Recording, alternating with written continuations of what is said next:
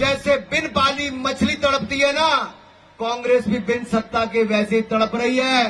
खड़गे जी कश्मीर में तड़प रहे, राहुल गांधी जी विदेश में तड़प रहे, कुछ नहीं होता।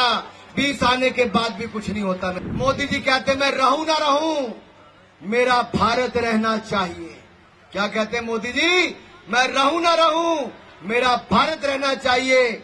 और राहुल गांधी कहते हैं भारत रहे ना रहे, मेरी कुर्सी रहनी चाहिए, मेरी कुर्सी रहनी चाहिए। भारत के पैसे पर, भारत के टैक्स पेयर पर आपको सिक्योरिटी भी मिलती, सब सुख सुविधाएं मिलती हैं, लेकिन दुनिया के अन्य देशों में जाकर भारत का अपमान करने में राहुल गांधी कोई कसर नहीं छोड़ते। यहां भारत जोड़ो यात्रा चलाते हैं और विदेश में जाकर भारत तोड़ने वालों के साथ बंद कमरे में गुफ्तगू राहुल गांधी करते हैं। जो लोग नारा लगाते थे भारत के टुकड़े हो हजार इंशाल्लाह इंशाल्लाह, जो भारत का नामो निशान मिटा देना चाहते थे, उनके साथ जाके राहुल गांधी खड़े हो जाते थे, कांग्रेस के नेता खड़े हो जाते थे, उनको अपनी पार्टी में शामिल करवा लिया। दिल्ली से लोकसभा की टिकट राहुल गांधी जी ने दे दी। अरे भारत के टुकड़े करने वालों को अपनी पार्टी में शामिल करवाते हो, हिंदुस्तान को कितना बदनाम और अपमानित आप बाहर करोगे। अरे बड़ी मुश्किल से आप नेता प्रतिपक्ष बने, लीडर ऑफ ऑपोजिशन बने। आप लीडर ऑफ ऑपोजिशन नहीं, लीडर ऑफ प्रोपेगेंडा है Rahul Gandhi, leader of propaganda है। चिंता की बात यह है कि ऐसा नेता जिनकी 10 साल केंद्र में नेता प्रतिपक्ष बनने के लिए सीटें भी नहीं आई। कांग्रेस की एक बार 44 सीटें आई, एक बार 52 सीटें आई, और इस बार बड़ा ही जोर लगा लिया तो 98 सीटें आई। अरे खड़गे जी, ये तानाशाही मानसिकता छोड़ दीजिए। ये तानाशाही मानसिकता है राहुल गांधी और कांग्रेस पार्टी की, जो 98 सीटें पाकर कहते हैं कि 20 सीट और आ जाती तो हम ये कर देते। अरे 20 सीट और आती तब भी कुछ ना कर पाते। देश की जनता ने पूर्ण बहुमत की सरकार बनाई है तो मोदी जी के नेतृत्व में भारतीय जनता पार्टी एनडीए की बनाई है। अरे चुनावों से पहले जो गठबंधन हुआ, उस गठबंधन के कांग्रेस के सारे दलों की सीटें मिला लो, जो इंडी अलायंस है उसकी सीटें मिला भी लोगे तो इनकी सीटें 190 भी नहीं होती। 20 हो जाती तो भी क्या कर लेते, तब भी बाहर बैठ के वही करते। जैसे बिन पाली मछली तड़पती है ना, कांग्रेस भी बिन सत्ता के वैसे ही तड़प रही है। खड़गे जी कश्मीर में तड़प रहे, राहुल गांधी जी विदेश में तड़प रहे, कुछ नहीं होता। 20 आने के बाद भी कुछ नहीं होता। मेरे भाई और बहनों, सवाल मेरा ये है आपसे, राहुल गांधी जी, आप विदेश गए, जो पाक अधिकृत कश्मीर में गई, अमेरिका की सांसद इल्हान उमर, वो उन लोगों के पैसे पे वहां पर गई और जाकर कहती है हमारे जम्मू कश्मीर के बारे में और पाक अधिकृत कश्मीर के बारे में, वो पाकिस्तान का प्रोपेगेंडा करती है। लेकिन राहुल गांधी, मैं आपसे सवाल पूछना चाहता हूं, अगर हिम्मत है तो जवाब दो राहुल गांधी। विदेश में तो वहां से ही जवाब दो। अरे भारत के पैसे पर, भारत के टैक्स पेयर पर आपको सिक्योरिटी भी मिलती, सब सुख सुविधाएं मिलती हैं, लेकिन दुनिया के अन्य देशों में जाकर भारत का अपमान करने में राहुल गांधी कोई कसर नहीं छोड़ते। यहां भारत जोड़ो यात्रा चलाते हैं और विदेश में जाकर भारत तोड़ने वालों के साथ बंद कमरे में गुफ्तगू राहुल गांधी करते हैं। माफी मांगनी चाहिए नहीं मांगनी चाहिए राहुल गांधी को? मांगनी चाहिए नहीं मांगनी चाहिए? अरे दिल्ली के जवाहरलाल नेहरू विश्वविद्यालय में जो लोग नारा लगाते थे भारत के टुकड़े हो हजार इंशाल्लाह इंशाल्लाह, जो भारत का नामो निशान मिटा देना चाहते थे, उनके साथ जाके राहुल गांधी खड़े हो जाते थे, कांग्रेस के नेता खड़े हो जाते थे, उनको अपनी पार्टी में शामिल करवा लिया। दिल्ली से लोकसभा की टिकट राहुल गांधी जी ने दे दी। अरे भारत के टुकड़े करने वालों को अपनी पार्टी में शामिल करवाते हो। ऐसी सोच रखने वालों के साथ आप अमेरिका में जाकर जुड़ जाते हो, वहां जाकर हमारे सिख भाइयों का अपमान करते, उनकी पगड़ी का अपमान करते हो। 84 के दंगे, राजीव गांधी जी के नाक तले हुए हजारों सिखों का कत्लेआम हुआ तो कांग्रेस पार्टी के कारण हुआ। ना राजीव गांधी ने माफी मांगी, ना राहुल गांधी जी ने माफी मांगी। मेरा सवाल आज इन परिवारवादों से ये है, कि हिंदुस्तान को कितना बदनाम और अपमानित आप बाहर करोगे। अरे बड़ी मुश्किल से साहब आप नेता प्रतिपक्ष बने, लीडर ऑफ ऑपोजिशन बने। आप लीडर ऑफ ऑपोजिशन नहीं, लीडर ऑफ प्रोपेगेंडा है Rahul Gandhi, leader of propaganda है। और ये प्रोपेगेंडा भारत को बदनाम करने का लेके चल रहे हैं। ये प्रोपेगेंडा भारत को तोड़ने वाली ताकतों के साथ हाथ मिलाने का कर रहे हैं। कांग्रेस का हाथ भारत को तोड़ने वाली ताकतों के साथ है।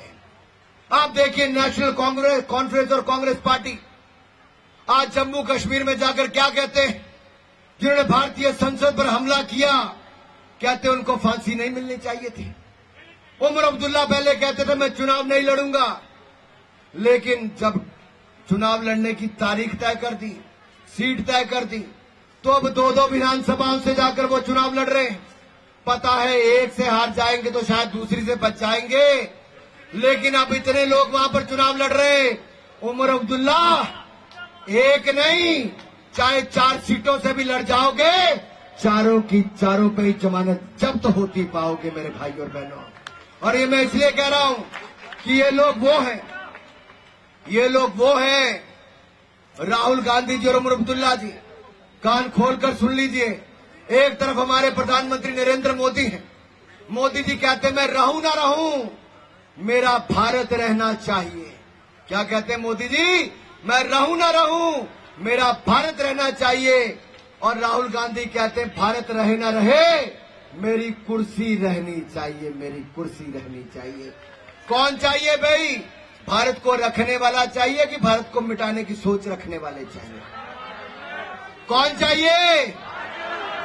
अगर भारत को रखने वाला चाहिए तो बोले भारत माता की, भारत माता की। कांग्रेस के मंच पे अगर भारत माता की जय के नारे लग जाए तो रुकवा के कहते सोनिया गांधी की जय करो, भारत माता की मत करो। ये तो इनकी मानसिकता है। और यही नहीं, राहुल गांधी जी, आप विदेश में जाके राहुल गांधी देश को बदनाम करते हैं, और हम देश में रहकर देश के दुश्मनों का काम तमाम करते हैं भाई और बहन। आप देखिए जम्मू कश्मीर में पिछले 10 सालों के आंकड़े उठाकर देखिए। हमने आतंकवाद की घटनाओं में 70% की कमी लाए। पथराबाजी की घटनाएं अगस्त 2019 के बाद शून्य रह गई, कोई पथराव की घटनाएं नहीं हुई। ये मोदी सरकार ने करके दिया है, अमित शाह जी के प्रयासों के कारण हुआ है।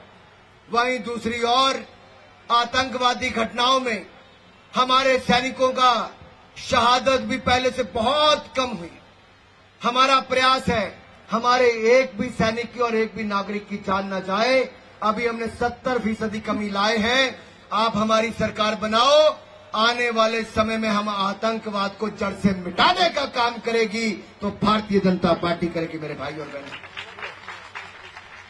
और बहनों, मैं आप सबके सामने एक बात बड़ी गंभीरता के साथ करना चाहता हूं।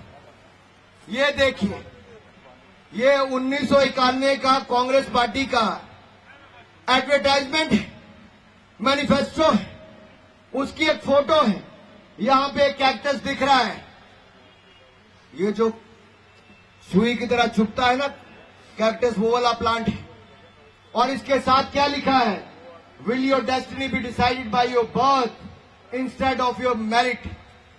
इसका मतलब कांग्रेस जवाहरलाल नेहरू के समय से लेकर राहुल गांधी के समय तक कांग्रेस पार्टी की एक ही मंशा है कि आरक्षण को जड़ से खत्म कर देंगे। ये इन्होंने इसीलिए इतने वर्षों तक वाल्मीकि समुदाय को उसके हक यहां पर नहीं दिए। जो पकड़ कर लाए थे सफाई करने के लिए, उनसे सफाई करवाई, उनके बच्चों को पढ़ने का अधिकार भी नहीं दिया, नौकरी का अच्छा अधिकार भी नहीं दिया। जो पाक अधिकृत कश्मीर से आए थे, वेस्टर्न पाकिस्तान के रिफ्यूजी थे, उनको भी यहां पर उनके अधिकार नहीं मिले। जो शेड्यूल ट्राइब और शेड्यूल कास्ट है, चाहे हमारे गुज्जर बकरवाल भाई हैं, उनको भी उनके हक इन्होंने दिए। आपने नरेंद्र मोदी जी की भारतीय जनता पार्टी की सरकार बनाई, हमने धारा 370 हटाकर हमने वाल्मीकि समुदाय को, शेड्यूल कास्ट को भी, शेड्यूल ट्राइब को भी, इन सबको इनके अधिकार दिए। पाक अधिकृत कश्मीर के शरणार्थियों को भी इनके अधिकार दिए। और पहली बार है कि हमारे इन भाइयों को अपने वोट का अधिकार भी मिलेगा और गुज्जर बकरवाल भाइयों को अब 9 सीटें विधानसभा में इनके एमएलए भी बनकर जाएंगे, तो भारतीय जनता पार्टी के कारण जाएंगे। ये हमारी सरकार ने दी। लेकिन अब्दुल्ला और गांधी कहते हैं गुज्जर बकरवालों का आरक्षण छीन लेंगे, वाल्मीकियों का आरक्षण छीन लेंगे, पाक अधिकृत कश्मीर से आए हुए लोगों को जो हक मिले वो भी छीन लेंगे। ये छीनने वाले लोग हैं, देने वाले नहीं है मेरे भाई और बहनों। इसलिए मेरा आप सबसे निवेदन है, जागिए।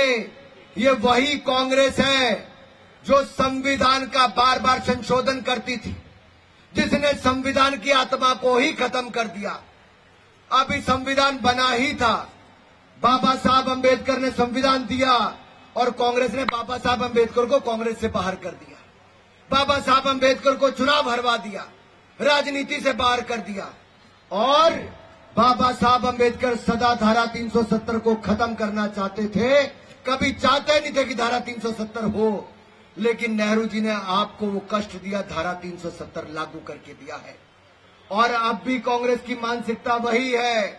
इंदिरा गांधी ने इमरजेंसी लगाई थी, आज कांग्रेस की तानाशाही सोच अभी भी खत्म नहीं हुई मेरे साथियों।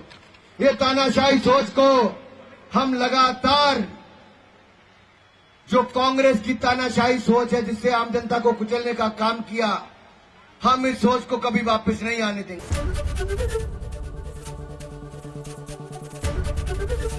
एबीपी गंगा, खबर आपकी, जुबान आपकी।